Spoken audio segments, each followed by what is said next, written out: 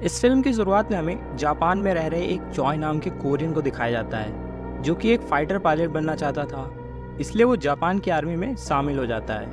अगले सीन में हमें दिखाया जाता है कि वो अपने दोस्त चुनबे के साथ ट्रेनिंग कैंप के ले जाता है, जहां उन सब कोरियंस को जापानी सोल्जर रस्सियों से बांधकर काफ़ी टॉर्चर करते हैं। इसी बीच वहां उनका कमांडर केटो आ जाता है, जो कि उनकी रस्सियां खुलवा देता है। तभी उनमें से एक केटो को बुरा भला कहने लगता है, जिस पर केटो उनमें से चॉय को लड़ने का ऑफर देता है और कहता है कि अगर वो जीत गया तो वो सभी को आज़ाद कर देगा। जिसके बाद उनमें लड़ाई शुरू हो जाती है। कमज़ोर होने से केटो उसे आसानी से हरा देता है। वो चॉय को मारने ही वाला होता है, तभी वहाँ लड़ाकू विमान हमला कर देते हैं, जिसका फ़ायदा उठाकर वो सभी कोरियंस वहाँ से भाग निकलते हैं। जिसके बाद हमें चॉय अपने दोस्त की शॉप पर काम करता हुआ दिखाई देता है, जहाँ सब ठीक चल रहा होता है। लेकिन एक दिन वहाँ जकूजा नाम का एक गैंगस्टर आकर चुनबे से हफ्ता मांगने लगता है, लेकिन वो उसे हफ्ता देने से मना कर देता है। जिस बात से नाराज होकर वो उसे बहुत पीटता है। चॉय अपने दोस्त को बचाने उन सबसे अकेले लड़ने चला जाता है, लेकिन वो उसकी खूब पिटाई करता है। अब जकूजा अपनी तलवार उसकी गर्दन पर रख देता है, जिससे वो डर कर अपनी पैंट ही गीली कर देता है। जिसके बाद जकूजा उसे सबके सामने जलील करता है। थोड़ी देर बाद वहाँ बुमसो नाम का एक आदमी आता है, जो उसे जमीन से उठाकर उन सबकी खूब पिटाई करता है, जिससे वो सभी डरकर वहाँ से भाग जाते हैं। असल में बुमसो एक मार्शल आर्ट एक्सपर्ट होता है, जो कि चॉय की तरह कोरियन होता है। वो अब उन दोनों को अपने साथ एक सर्कस ले जाता है, जहाँ उसी की तरह बहुत से कोरियंस काम करके अपना गुजर बसर कर रहे थे। जिसके कुछ दिन बाद चॉय बुमसो से उसे मार्शल आर्ट सिखाने को कहता है, जिस पर वो उसे ये कहते हुए मना कर देता है कि लड़ाई में कुछ नहीं रखा।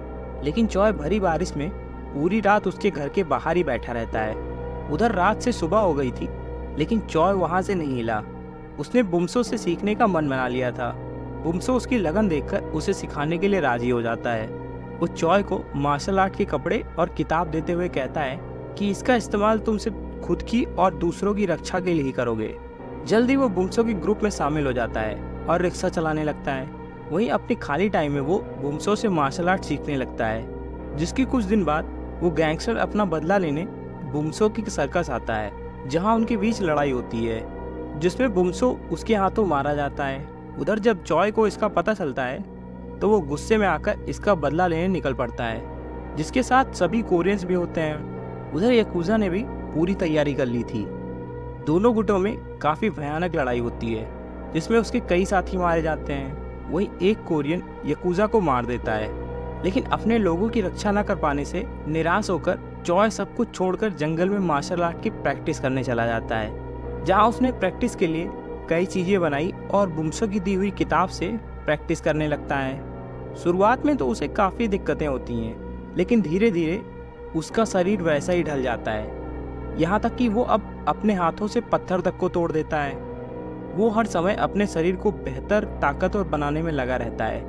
कई महीनों की कड़ी ट्रेनिंग के बाद जब उसे भरोसा हो जाता है कि उसने अपने गुरु की दी हुई किताब से सब सीख लिया है, तो वो वापस शहर में आकर जापान के बेहतर फाइटर को चुनौती देने लगता है। सबसे पहले तो वो एक कराटे स्कूल में जाता है, जहाँ वो अपने फटे पुराने कपड़े में जाकर उनके लीडर को मुकाबले के लिए ललकारता है, जिस पर तो सभी उसका हुलिया देखकर उस पर हंसने लगते हैं। जिस पर वो लीडर उससे लड़ने के लिए अपने एक फाइटर को भेजता है। वही चॉय एक एक करके उसके सभी फाइटर्स को हरा देता है। अंत में वो उस लीडर को भी हरा देता है, जिसके बाद सभी तरफ उसकी ही खबर होती है, जिससे वो काफ़ी मशहूर हो जाता है। ये खबर अब केटो तक भी पहुंच गई थी, जो जापान के कराटे एसोसिएशन का हेड होता है। एक कोरियन लड़के से बड़े बड़े फाइटर को हारते हुए देखकर उसे काफ़ी गुस्सा आ जाता है। उधर चॉय लगातार एक के बाद एक नामचीन फाइटर को हरा रहा था, जिससे वो पूरे जापान में मशहूर हो गया था।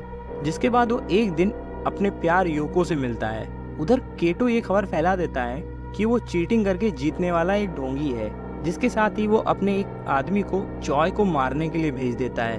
वो आदमी चॉय को मौका पाते ही चाकू मार देता है, लेकिन चॉय किसी तरह बच जाता है।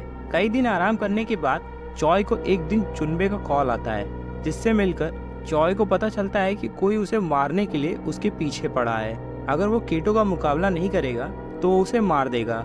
जिसके बाद चॉय को थोड़ा आगे बढ़ते ही वो हत्यारा मिलता है, जिससे लड़ाई में चॉय उसे मार डालता है।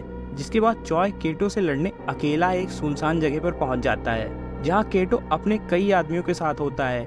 अब चॉय एक एक करके उसके सभी आदमियों को आसानी से हरा देता है, जिसके बाद उसका सामना केटो से होने वाला था।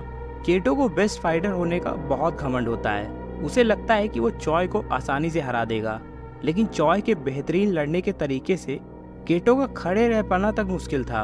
अब चॉय उस पर कई वार करता है, जिससे उसकी टांग ही टूट जाती है और वो घुटनों पर आ जाता है, जिस पर चॉय उस पर तरस खाकर अपना पंच वहीं रोक लेता है। उधर केटो भी अपने साथियों के साथ मिलकर चॉय के सामने अपना सर झुका लेता है, जिसके साथ ही ये फिल्म यहीं खत्म हो जाती है।